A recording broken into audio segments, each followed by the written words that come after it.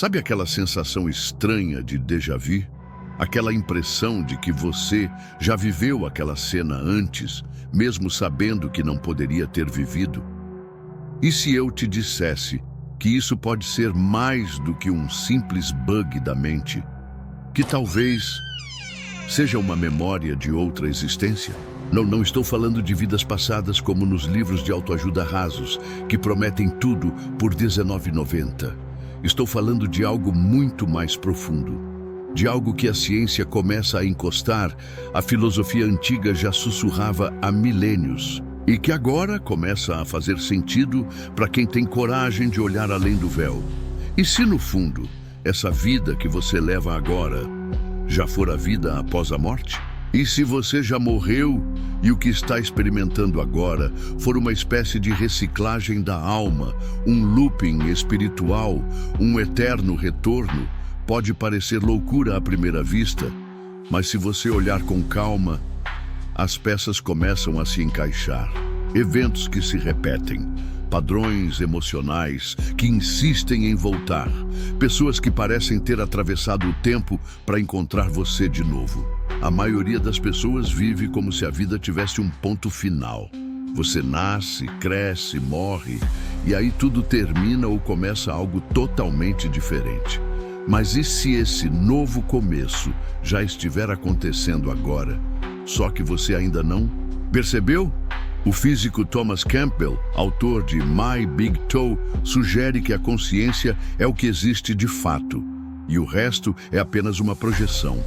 Segundo ele, a morte é só uma transição de ambiente, mas não da consciência.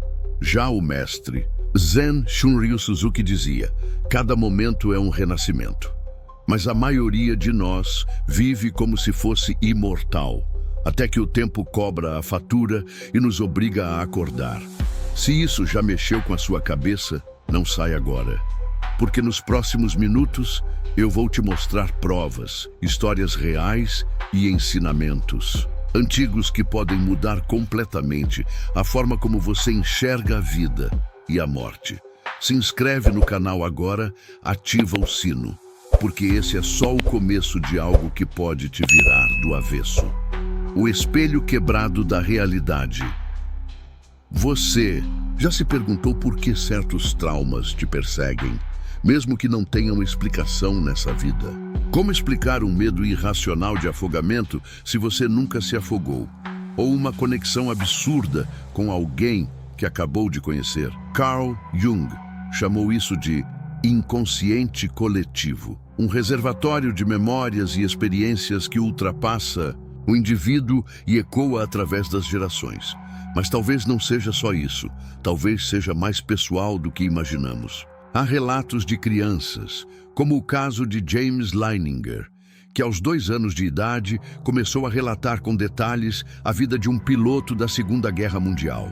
Nomes, locais, batalhas, todos confirmados posteriormente pela família.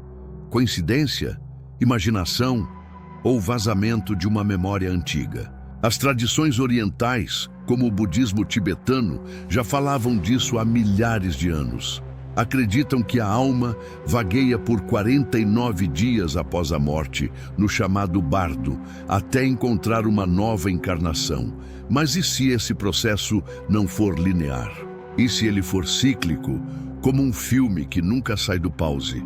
Vivemos repetindo relações, decisões e dores, como se estivéssemos tentando resolver algo que não conseguimos da última vez. Como se a vida fosse uma sala de aula e nós estivéssemos presos na mesma matéria, até passar de ano. O filósofo Nietzsche chamava isso de eterno retorno, a ideia de que tudo se repete infinitamente até que aprendamos a viver de outra forma. E você, já parou para pensar o que está se repetindo na sua vida? Simulação ou purgatório. Em 2003, o filósofo Nick Bostrom lançou a hipótese da simulação, a ideia de que estamos vivendo em uma realidade artificial, criada por uma civilização muito mais avançada. Elon Musk, por mais polêmico que seja, endossa essa visão. Ele afirma que a chance de estarmos em uma simulação é milhões de vezes maior do que a de estarmos em uma realidade base. Mas e se essa simulação não for tecnológica? E se ela for espiritual? Um purgatório disfarçado, onde revivemos nossas próprias falhas até conseguir transcender? Já ouviu aquela frase, a dor se repete até que a lição seja aprendida? Pois é, agora imagina essa lógica funcionando em escala cósmica, um universo inteiro operando como uma escola de almas. E olha, não são só teorias. Há milhares de relatos de experiências de quase morte, EQMs, onde pessoas afirmam sair do corpo, atravessar túneis de luz, rever entes queridos e receber missões antes de voltar. São médicos, engenheiros, crianças, gente comum que nunca leu nada sobre isso. Raymond Moody, autor de Vida Após a Vida, documentou dezenas desses casos, e a maioria deles relata uma mesma sensação de que o outro lado é muito mais real do que aqui. Então me diz, e se aqui for só o reflexo, o rascunho? E se essa vida for o treinamento e não o jogo principal? Ciclos que nos prendem. Pensa comigo, por que você atrai os mesmos tipos de pessoas? Por que os mesmos erros voltam de tempos em tempos, só com figurino diferente? Os taoístas ensinam que tudo na vida é ciclo. O Tao Te Ching, de Lao Tzu, nos lembra: a natureza não se apressa, mas tudo é realizado.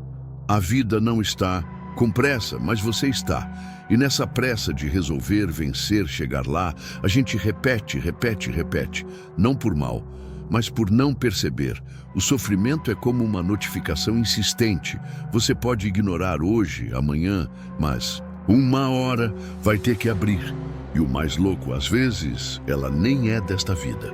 A psicanálise moderna já começa a discutir isso como herança epigenética.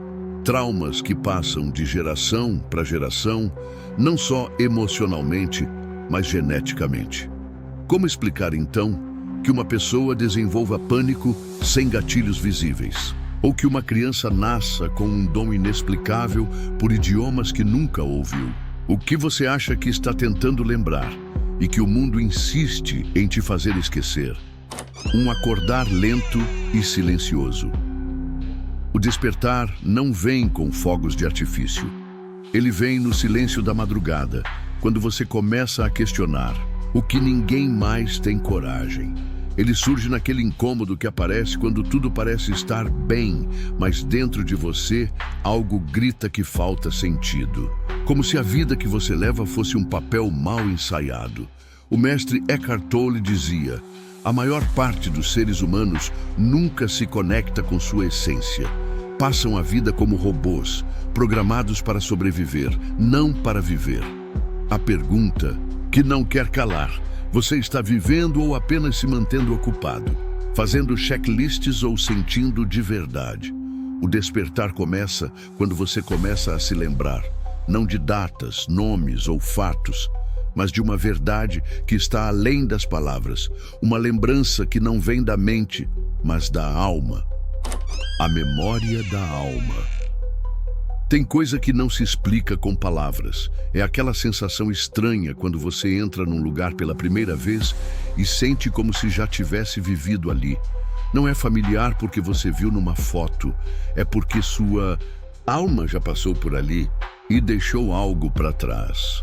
Em muitos relatos de regressão, como os documentados por Brian Weiss em Muitas Vidas, Muitos Mestres, as pessoas acessam memórias de vidas que sequer sabiam existir, com detalhes tão precisos que depois são confirmados em registros históricos. Como explicar uma paciente descrever com exatidão uma aldeia celta do século XII sem nunca ter lido sobre isso? Ou falar uma língua morta que nunca estudou? A resposta talvez esteja no que os hindus chamam de akasha, um campo sutil onde tudo está registrado, cada pensamento, emoção, cada vida. Um Google cósmico da existência. O físico Ervin Laszlo também defende essa ideia com base na teoria do campo informacional.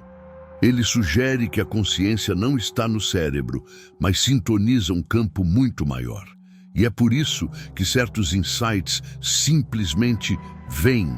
É como se a alma deixasse rastros, fragmentos de si mesma.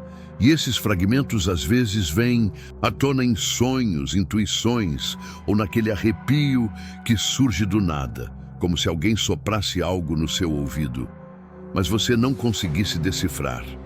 Já pensou quantas vidas você pode ter vivido? E o que será que você está tentando lembrar agora? A Matrix emocional. A prisão não é feita de grades, mas de emoções mal resolvidas. E essa é a verdadeira Matrix. Você não está preso a um sistema, está preso a si mesmo. Não adianta querer sair da Matrix se você ainda vive preso em culpas, medos e vergonhas que nem sabe de onde vieram.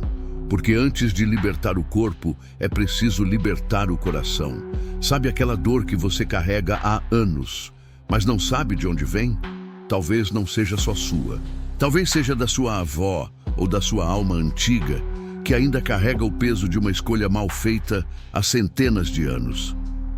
A psicóloga Edith Fiore, no livro Você Já Viveu Antes, mostrou casos de pessoas que se curaram de fobias crônicas apenas ao descobrirem suas raízes em vidas anteriores.